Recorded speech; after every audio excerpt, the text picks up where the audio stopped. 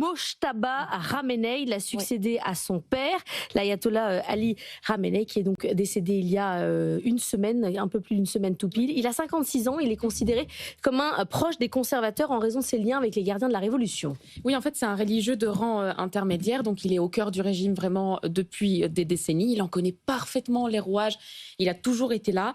D'ailleurs, il a toujours été discret, c'est un personnage qu'on connaissait pas énormément avant qu'il soit considéré pour la succession de son père. Et puis, il est très proche des gardiens de la Révolution. Il a tissé des liens avec les gardiens de la Révolution, ce qui va peut-être l'aider. Ce qui est un peu étonnant, c'est que ça soit une succession dynastique, alors que la République islamique d'Iran n'est pas un régime dynastique à proprement parler. Mais pourquoi ce choix dynastique ? Parce que finalement, c'est très rassurant. Lui se veut l'héritier de la pensée de son père. Il revendique très clairement avoir à peu près la même ligne. Donc c'est aussi un choix très rassurant dans un moment où le régime est très très instable. Il y a parfois un espoir quand ce sont des gens plus jeunes qui succèdent qu'ils soient plus ouverts, mais ça n'a rien à voir. Là, non, c'est justement l'inverse. C'est un régime qui va sans doute se radicaliser encore plus. En tout cas, c'est la crainte à Washington. Le projet de Donald Trump était celui de couper la tête du régime. La réalité, c'est que les tentacules ne sont pas du tout coupés et qu'au contraire, le régime, du moins sur le papier, essaye d'afficher une face très très solide, donc avec une réorganisation qui se fait très vite, qui se fait dans les règles. C'est l'assemblée des religieux chiites, l'assemblée des experts qui ressemble un petit peu à un conclave pour les catholiques, qui a choisi le successeur, donc de manière totalement régulière, comme si rien ne s'était passé presque. Donc voilà, vous voyez effectivement, c'est la face que le régime choisit de donner, cette solidité en tout cas. Mais Annalisa, quand Donald Trump dit qu'il veut que l'Iran se rende totalement sans condition, il attend une réponse de qui ? Voilà, c'est un peu la question. C'est qu'aujourd'hui, officiellement, la seule personne à qui il peut parler, c'est donc Mojtaba Khamenei. On a vu le président iranien, Massoud Pezeshkian, parler à pas mal de leaders en ce moment, Emmanuel Macron y compris. Mais il ne décide de rien, Massoud Pezeshkian. C'est ça, quel pouvoir décisionnel il a effectivement pour l'instant presque aucun. Il a plutôt un rôle symbolique, mais en réalité, on sait que l'Iran est vraiment guidé sur le plan religieux par donc Mojtaba Khamenei, le fils d'Ali.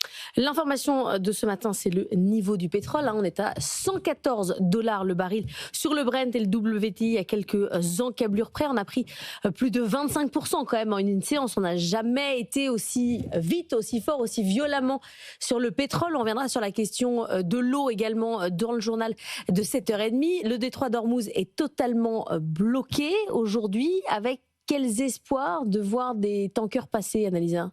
Pour l'instant, pas beaucoup, effectivement, sur le détroit d'Ormuz. On sait qu'il y a beaucoup de bateaux qui sont bloqués dans les alentours du détroit. On sait que les Iraniens comptent justement faire monter la pression sur le détroit pour arriver finalement un déblocage géopolitique et diplomatique. Mais effectivement, pour l'instant, il n'y a pas beaucoup de possibilités. Les États-Unis, eux, essayent à tout prix de faire passer des tankers.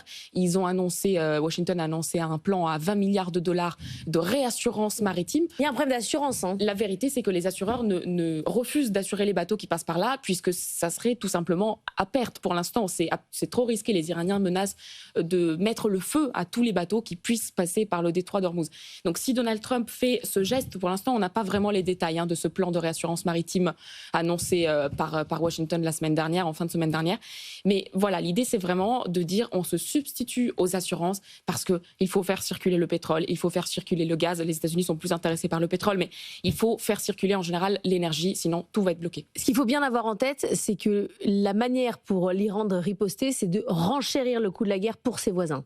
Exactement, et en plus d'étendre le conflit pour essayer de ramener les autres pays, les voisins en général, dans le conflit. Donc plus on étend le conflit, plus il y a des pays qui sont susceptibles d'intervenir diplomatiquement, d'où l'intervention aussi à Chypre, pays qui fait partie de l'Union européenne, et qui évidemment nous force un peu, nous les Européens, à mettre un pied dans le conflit, même si contre notre volonté évidemment, mais ça nous force un petit peu à suivre le conflit. Évidemment, là pour l'instant ce sont les bases militaires britanniques qui sont frappées, donc ça ne fait pas partie de l'Union européenne, et ce sont des cibles militaire. Mais s'il y avait une cible civile à Chypre, nous, on serait évidemment obligés de suivre le conflit de beaucoup plus près et peut-être de faire pression sur Donald Trump pour qu'il ait une solution diplomatique. Je ne sais pas si faire pression sur Donald Trump, ça marche vraiment ou pas, mais voilà, en tout cas, c'est l'espoir de Macron va s'y rendre oui. à Chypre aujourd'hui.